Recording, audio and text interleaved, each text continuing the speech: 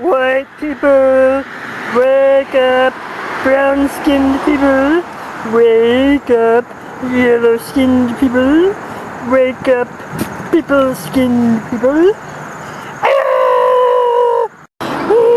I want to be a creator. No, I want to be a creator. No, I want to be a creator. No, I want to be a creator. Oh, maybe the same thing. Oh, yes, this is my hand. This is my hand. This is like my sidewalk. That's my car.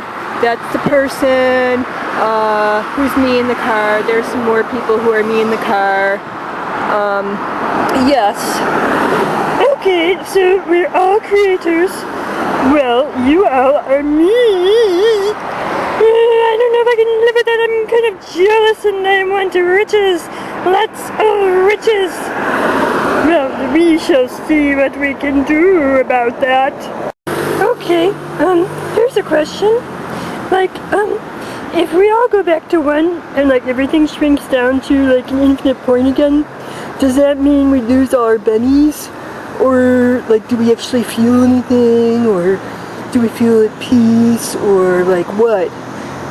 Or maybe like this physical reality is actually heaven and we're meant to like participate in our own heaven, and basically anything we ask for can be granted. It's just, you know, it takes a little bit of what we perceive as time.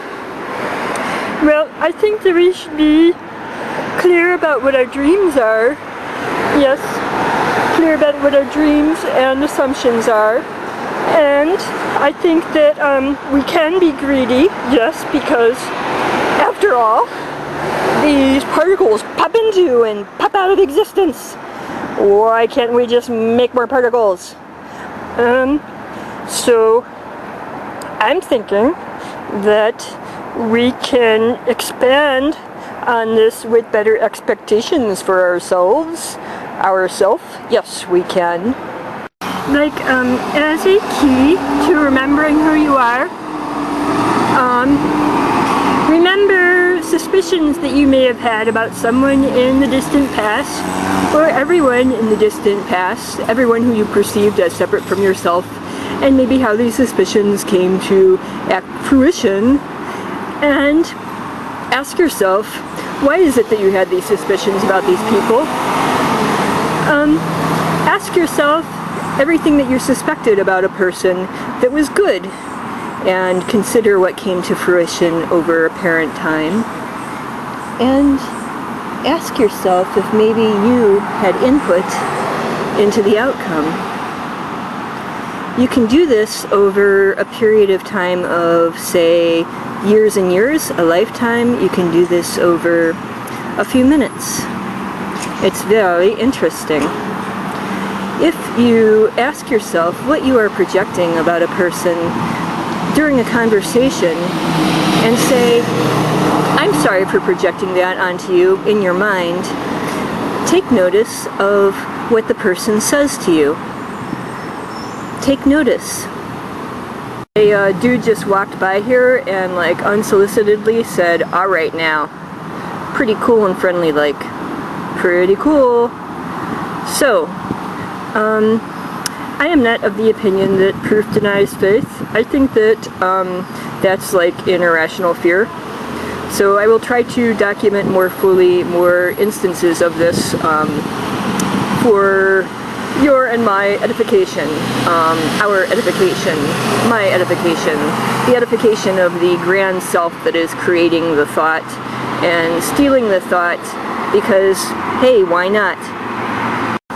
I used to think that in order to succeed in my studies, I had to actually be able to derive and fully understand everything myself. Meanwhile, all these other people in my electrical engineering classes were using these calculators with equations already programmed into them. And here I was trying to work from memory. So I didn't get as good grades as they did because I was actually trying to do the real work. But anyways, I think that you can actually use the aggregated, collected knowledge that's already presented for you. You don't actually have to understand how it comes about. For instance, the findings in quantum physics, apply that to the macro level. They're actually finding that quantum physics is valid on a macro level, and extend that to your understanding of what it is around you. It is yourself. Everything that you touch on is a lever that's an extension of yourself. When you look in someone else's eyes, you're looking into your own eyes. If you see yourself as an echo, you'll become an echo. If you see yourself as Narcissus, you'll become Narcissus. If you see yourself as Buddha, you'll become Buddha. Just try and resolve the things that you need to do to resolve the internal logic as it arises. You can look into something infinitely and answer your questions and reinforce your preferred reality if you want. What I would like is an equitable shared universe with companions and a happy reality for the others who I perceive to be around me. I'd like to reverse the damage done to this apparent planet. I think that it is a giant, seemingly giant organism.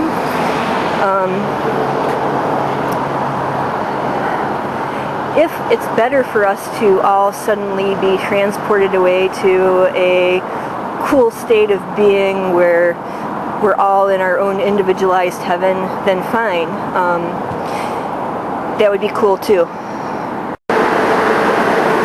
Sometimes I'd like to have rest and not be seemingly connected.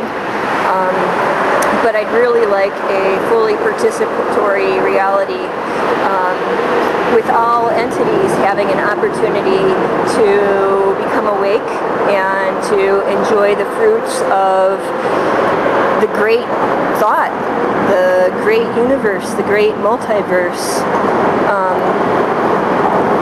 I think that would be really cool. I was wondering about Jesus Christ is saying that he's going off and meditating with Jung's book, and just thinking about the things that can transpire when you read a script. It's a script for understanding and architecting a particular mindset.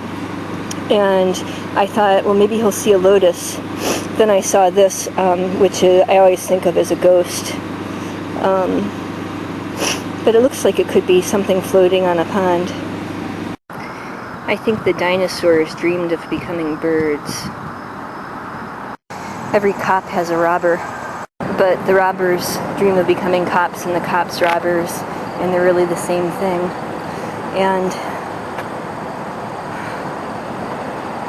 it's okay. Don't fear.